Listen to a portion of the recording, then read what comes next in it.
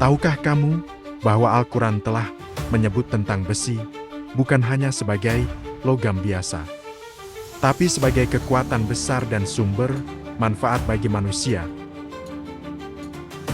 Bahkan, metode teknik yang digunakan oleh Zulkarnain dalam Al-Quran sejalan dengan prinsip rekayasa material modern. Bismillahirrahmanirrahim. وأنزلنا الحديد فيه بأس شديد ومنافع للناس. Dan kami menurunkan besi yang padanya terdapat kekuatan yang hebat dan berbagai manfaat bagi manusia. Menariknya, kata menurunkan dalam ayat ini tak hanya bersifat simbolik. Ilmu geologi modern mengungkap bahwa besi bukan berasal dari bumi, melainkan dari luar angkasa. Dari bintang-bintang meledak supernova dan meteorit yang jatuh ke bumi. Dari sisi ilmiah, ini benar-benar sesuai. Besi adalah tulang punggung peradaban.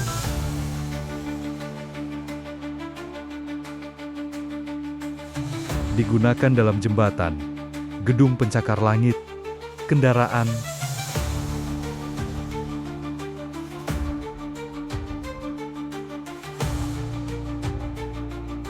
bahkan dalam tubuh kita sendiri, karena darah manusia mengandung zat besi.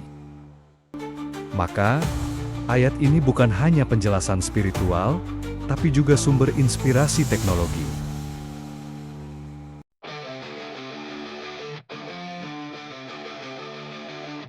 Bismillahirrahmanirrahim. Atuni zubar al-hadid hatta idza sawa baina as-sadafayn qala anfukhu hatta idza ja'alahu naran qala atuni ufrigh alayhi qitra.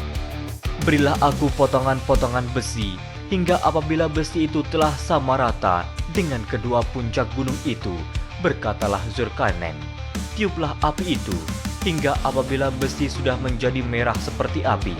Dia pun berkata, berilah aku tembaga yang mendidih, agar kutuangkan ke atas besi panas itu.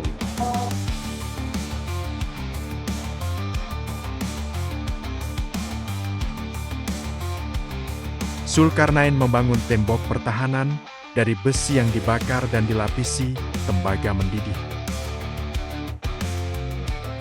Ini bukan sekadar dongeng, tapi menunjukkan prinsip metalurgi.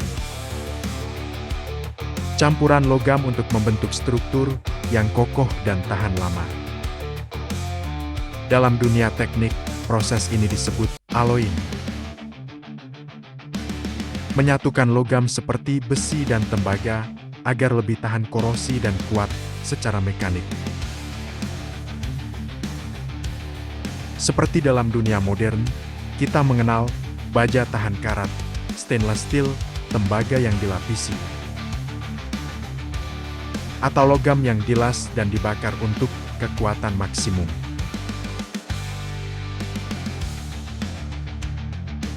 Semua ini serupa dengan teknik yang digunakan oleh Zulkarnain ribuan tahun lalu.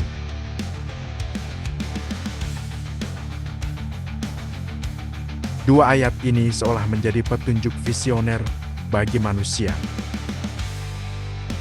bahwa sains dan teknologi bisa bersumber dari wahyu, bukan hanya akal manusia. Dunia kini mengandalkan logam untuk hampir semua teknologi, dari pembangunan, transportasi, industri berat, hingga microchip, bahkan untuk masa depan. Seperti energi terbarukan, eksplorasi luar angkasa, dan AI atau Artificial Intelligence.